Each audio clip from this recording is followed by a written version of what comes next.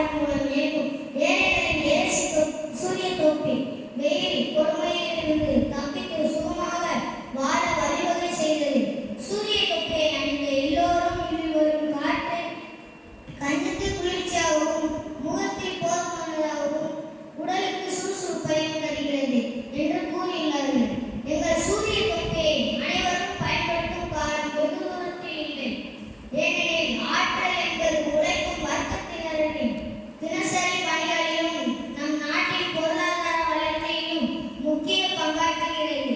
ஒரு நாட்டில் ஒருவர் ஒரு நாளில் உட்கொள்ளும் ஆற்றல் என்பது ஒரு நாட்டின் செல்வ வளத்தை